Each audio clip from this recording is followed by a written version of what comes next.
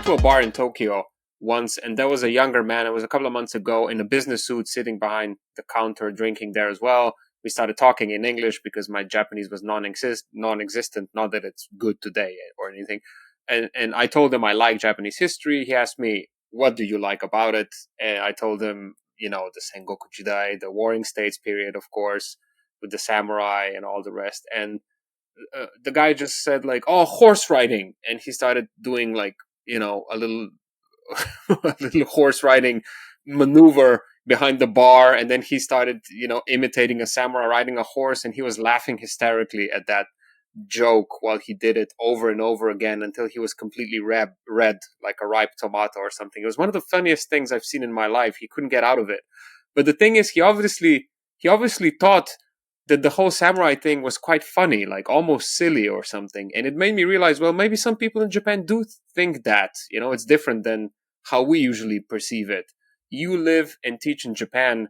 What is your experience with contemporary Japanese attitudes about feudal Japan and samurai, and how they may differ from our conceptions? That is a fascinating story. I never really thought about this question at all. This is an off the top of the head answer. Please. Older people tend to be brought up on what are called jidaigeki. They're a bit like spaghetti westerns or period drama in European television. And there's a massive genre, very, very popular in Japan of the same kind of thing.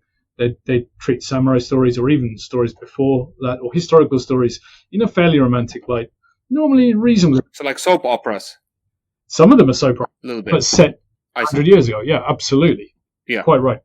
So the older people have this kind of image which is conditioned by these television programs or movies, videos, etc.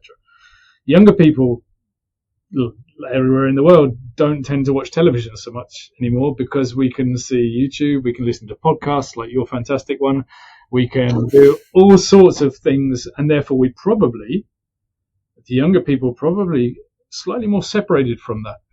Whether that's a good thing or a bad thing, I don't know, because the imagery that drama or fiction brings is not necessarily true. So if people want to go out and find the real truth of history, they can read books and they can walk around castles, etc., go to museums. But that's never going to get a mass population of people interested or with accurate information. So I'm going to guess that your friend from the bar, he was younger. There you go. So, and he's probably had a couple of whiskeys or something before this. Definitely. So I'm going to guess that his image is not very deep, and therefore he's thinking back to a movie he's seen, perhaps, of a church, and that's probably the limit of his conception. School history curriculum deal with lots of facts. They don't necessarily, again, the same everywhere in the world. They don't necessarily deal with what a historian would be interested in. They deal with the years things happen and why is it significant, blah, blah. They don't necessarily give you the imagery you need to be a drunken actor in a bar. So his thing makes perfect sense to me. But it also shows perhaps that there's not much of a depth of knowledge there. Thank you so much for listening. If you liked what you heard, please consider subscribing to Smart Cookies on YouTube. What else is there? Apple Podcasts and Spotify.